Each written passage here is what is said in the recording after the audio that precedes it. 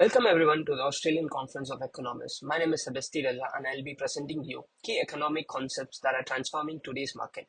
We'll explore how consumption taxes, tariffs affect welfare and trade and examine the impact of generative AI on both inequality in the labor markets and productivity in the economy.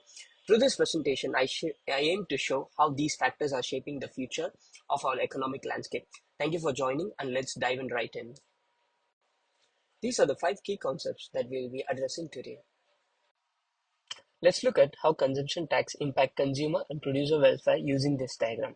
Initially, the market is at equilibrium at point B with the price at P1 and quantity at Q1. Here, consumers enjoy a surplus represented by the blue triangle above P1 and producers have a surplus shown by the pink triangle below P1. When a consumption tax is introduced, the price for consumers rises to P4 while the price received by the producers drops to P5. As a result, consumer surplus shrinks to the yellow area, producer surplus reduces to the smaller pink area. The key outcome of the tax is deadweight loss, represented by the green triangle. This deadweight loss reflects the loss in economy efficiency due to the tax, as fewer goods are exchanged in the market, dropping from Q1 to Q2. Both consumers and producers experience a loss in their welfare as a result. In short, the consumption tax raises prices, reduces market quantity, and creates deadweight loss, diminishing overall welfare. Let's take a closer look at how a tax on imports or a tariff affects the market using the supply and demand diagram. We begin with the world price at PW, which represents the price of imported goods without any tariff. At this price, the domestic demand is at Q3 and the domestic supply is at Q2, with the difference between them being made up by the imports. Now, when a tariff is introduced, the price rises from PW to PT. As a result, the domestic producers increase their supply from Q2 to Q4, while consumers reduce their demand from Q3 to Q5. The green area represents tariff revenue, which is collected by the government on the remaining imports between Q4 and Q5. However, the introduction of tariff creates a deadweight loss, as shown in the two red triangles. The first deadweight loss, the left triangle, reflects the inefficiently higher production by domestic producers. They produce more than they would without the tariff but at a higher price. The second deadweight loss, the red triangle at the right side, represents the loss in consumption. Consumers now buy a fewer goods because of the higher price, leading to lost welfare. Difference from the consumption taxes. The key difference between this deadweight loss and the one caused by consumption taxes discussed earlier is that this loss also represents a reduction in trade. With consumption taxes, the deadweight loss comes from reduced transaction in the domestic market. In contrast, here, the tariff affects international trade, limiting the benefits of importing while also protecting less efficient domestic producers. In summary, tariff raises price for consumers, protecting domestic producers, generate government revenue, but at the end, cost of creating deadweight loss and reducing the overall efficiency of the market. Let's explore how generative AI could impact inequality in the labor markets using the two diagrams, each showing a different scenario. Scenario 1, AI reduces inequality. In the first graph, we assume that generative AI helps low-skilled workers increase their productivity. This would shift the demand curve for low-skilled workers from D1 to D2. As a result, wages for low-skilled workers increases from W1 to W2. The quantity of labor employed rises from Q2 to Q1. At point A, the new equilibrium, we see that AI tools enable low-skilled workers to become more productive, leading to higher wages and employment. This narrows the wage gap between low-skilled workers and high-skilled workers, thus reducing inequality. Whereas scenario 2, AI increases inequality. Now, the second graph represents a different scenario, one where AI primarily benefits the high-skilled workers. Here, AI leads to automation of low-skilled workers, reducing demand for low-skilled labor from DH1 to DH2. Meanwhile, the demand for high-skilled workers increases, shifting the demand curve from SH upwards. As a result, wages for high-skilled workers rise from W3 to W4.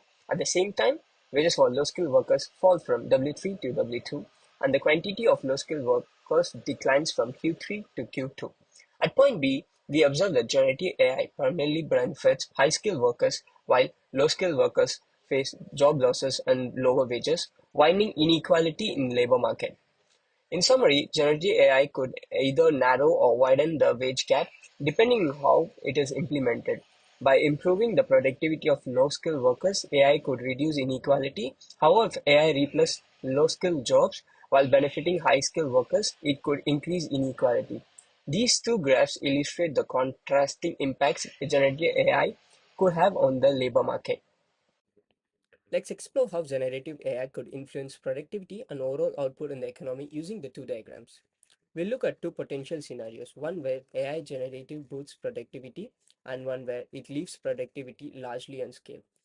Scenario 1, generative AI boosts productivity. In the first graph, we see a scenario where generative AI significantly boosts productivity. This increase in productivity shifts both the short-run aggregated supply SRAS and the long-term aggregated supply LRAS curve to the right. The original equilibrium is at point A with price level P1 and output Y. The boost in productivity causes the SRAS curve to shift from SRAS1 to SRAS2 and the LRAS1 to moves to LRAS2 as the economics capacity expands. At the new equilibrium, point B, the price level decreases to P1 and the output increases to Y1. The shift reflects a more productive economy where goods and services can be produced at a lower cost, resulting in higher output and lower price. In this case, generative AI acts as a catalyst for economic growth by improving efficiency across industries. Scenario 2, generative AI has minimal impact on productivity. In the second graph, we consider the scenario where AI adoption is slow or its benefits are limited. The economy starts at point A with output at Y and price level at P1. If AI's impact is minimal, the aggregated demand AD curve shifts slightly from AD1 to AD2, reflecting an increase in demand without significant improvement in productivity. The SRAS1 curve remains largely unchanged, resulting in a new equilibrium at point B, with the higher price level P2 has no significant increase in the output, which remains close to Y.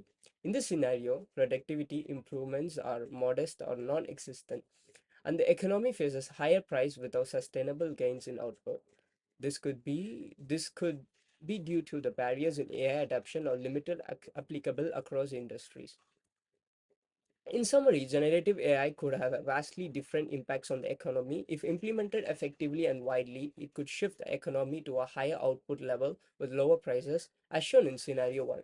However, if AI fails to deliver significant improvements in productivity, the economy may experience a higher price with a meaningful gains in the output, as we see in scenario 2. The potential of AI reshape productivity depends heavily on how it's integrated into various sectors. Now let's briefly discuss how behavioral economics help us understand why people often choose unhealthy food options even when they express a preference for healthier alternatives. First, present bias plays a crucial role. People tend to prioritize immediate gratification, making fast food or indulgent snacks more appealing. The immediate pleasure of convenience and taste outweighs the long-term benefits of healthier eating, such as better health outcomes. Next, we have status quo bias, where individuals resist to change and prefer sticking to their usual habits, even if they know they should choose a healthier options. The inertia of routine often leads them back to the familiar, less nutritional choices. However, through choice architecture, we can help nudge people towards healthier behaviors. This involves structuring the decision-making environment to make healthier options and more accessible and appealing. For example, supermarkets and cafeterias can strategically place healthier food at eye level or near the checkout, influencing people's choice subtly. Finally, the concept of nudging is particularly powerful. Small interventions like better labeling, portion control options, or even discounts on healthier items can steer people toward the choices without limiting the freedom to choose. In conclusion, by leveraging these principles on behavioral economics, we can understand the psychological mechanisms driving unhealthy food choices and develop particular solutions to promote healthier eating behaviors. Thank you all so much for your time and attention today. It's been a pleasure to share my insights with such an engaged and knowledgeable audience. I'd like to express my gratitude to the conference organizers for putting together this wonderful event and to my fellow presenters for their inspiring contributions. I look forward to continue the conversation. Thank you again.